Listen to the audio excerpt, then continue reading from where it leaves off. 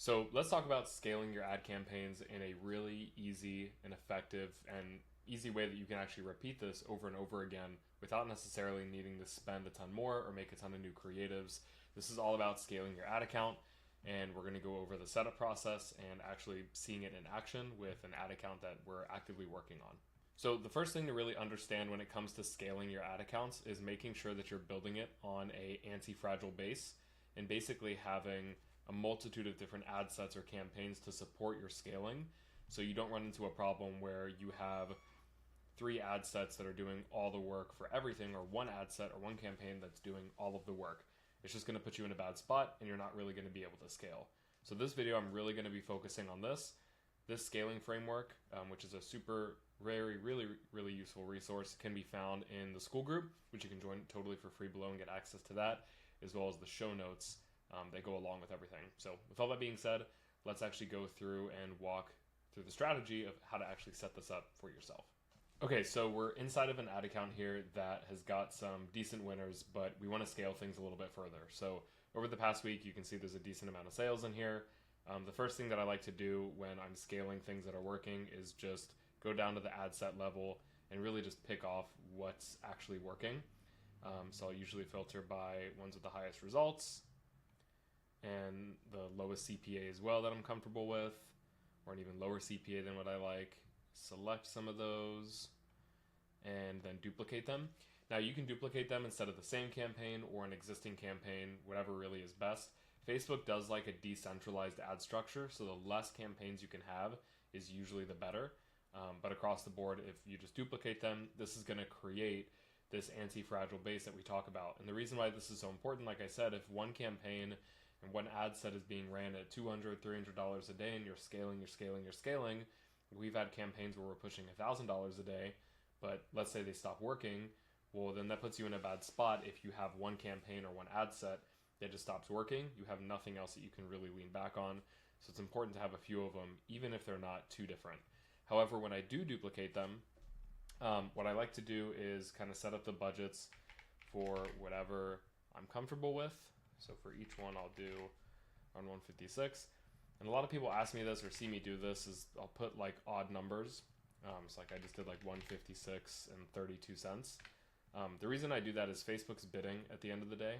And if someone else is going to do like, let's say 100 or 110 flat, I'll try to do extra numbers. It's really not like a huge game changer, but it is something that I've noticed that over time I think does work and does help. So after that's done, then an easy thing that you can do is actually just change the audience, age, gender very slightly to kind of help reset those initial conditions. Because a big problem that you can have inside of Facebook and a lot of ad platforms is you've got the same ads going to a lot of people, which is fine. But what happens is if Facebook notices one group of people engaging with it, it'll keep delivering it to that same group of people, which is either both good and bad. It can put you in a doom loop if you're retargeting or targeting not the best people, but it can also do great if it's obviously hitting the right people. So I like to just change a few small things. So I'll change like the placements. I change the age range like you saw. And this one, what I'll do is I'll just do women only. And I'll change the age range. And then in this one, I'll do all instead of women only.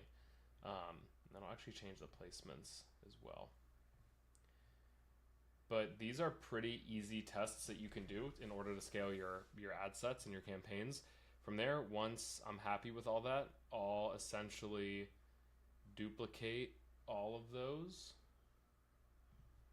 And let me make sure that none of these have spent anything. Yep, so we've got these ones here. And I'll publish them. And that's a super easy way to scale your campaigns. So this is super important. And why this is important is, once again, if you only have one ad set or one campaign, you're running on a fragile structure. There's a single point of failure and there's a high risk of performance fluctuations. Whereas if you have multiple campaigns sharing that same budget, you're simply just distributing the risk across the board. And I really like to do this with budgets that are going over $500 a day. And you can concentrate those across really 1 to 2 campaigns across the board. And what this helps is once you duplicate those like I just did, you can make these small changes. You can do different audiences, different ad angles, different faces, so different spokespeople or different creative. and then even different funnel formats as well, whether you're doing a direct to sales letter or a video sales letter as well. So those are really easy things that you can change. What I'll do is I'll flip all these on. And it just allows you to scale a lot more effectively and a lot simply. You don't need to overcomplicate it. Sure, you can drop in some CBO campaigns, you can drop in some different methods as well to scale, lifetime budgets, bid caps, but this is one of the easiest ways to take something that's working, scale it, and do it with a solid risk tolerance as well. So you're not necessarily digging a hole for yourself or making a bigger problem for yourself than what it needs to be. So I know this was a simple and short video, but that's really all this strategy is. If you want access to this presentation that kind of walks you through everything, as well as the framework, join the free school group, the Predictable Profits Mastermind. It's the first link in the description. I'll see you on the inside, and I'll see you in the next video.